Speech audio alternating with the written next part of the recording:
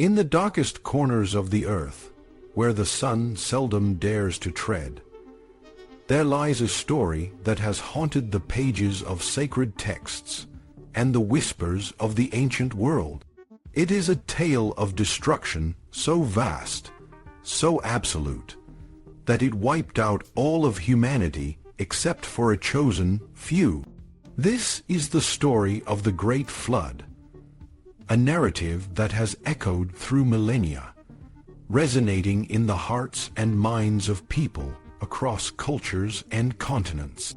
It is a story of divine wrath and human sin, of a world submerged and a new beginning, of a man named Noah and his extraordinary ark.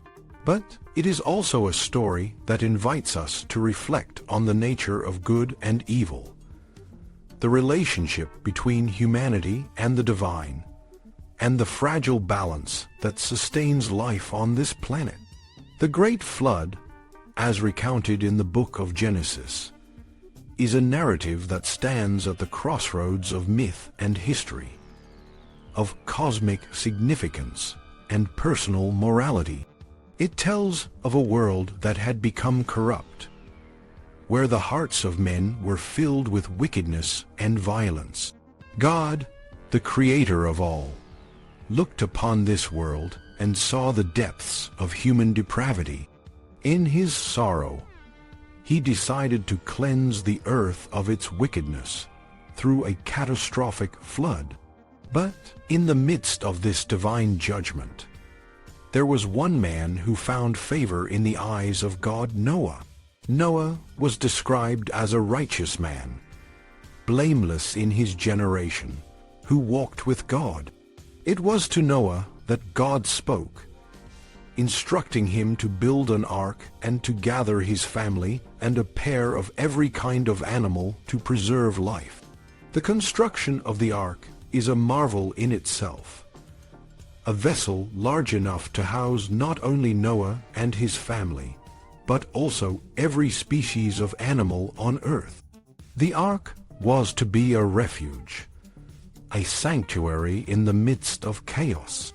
God's instructions were precise and detailed, reflecting the gravity of the task and the importance of obedience. Noah, in his faith and obedience, followed God's command, building the ark and gathering the animals as instructed.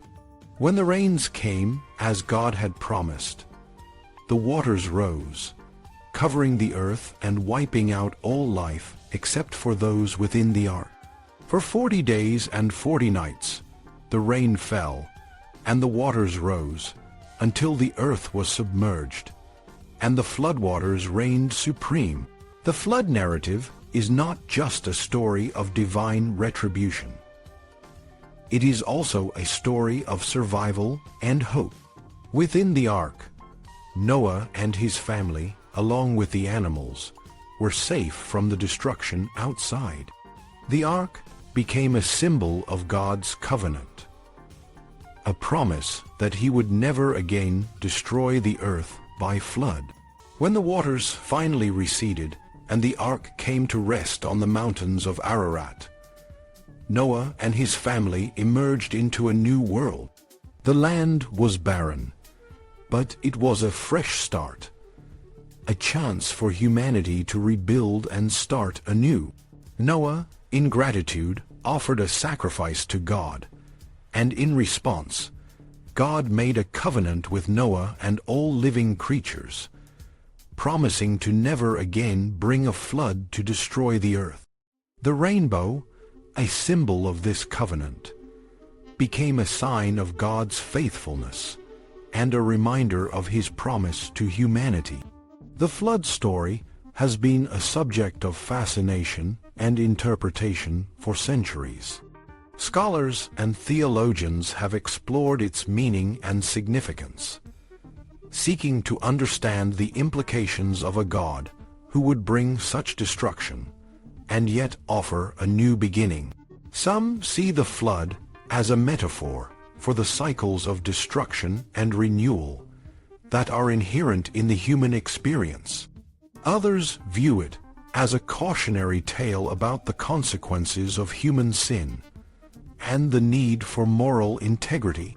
Still, others see it as a story of divine intervention and the preservation of life, a testament to the enduring power of faith and obedience.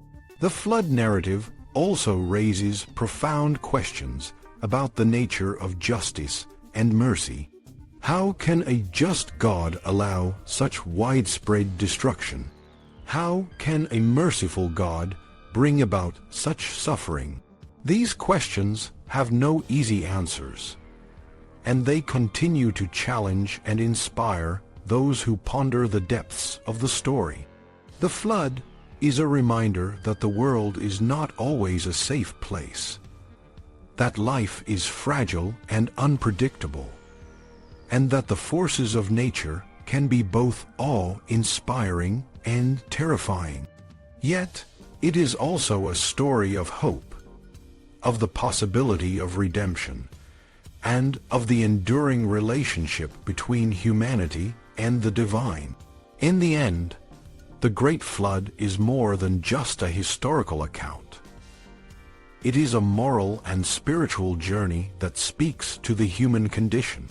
It is a story that invites us to reflect on our own lives, our choices, and our responsibilities.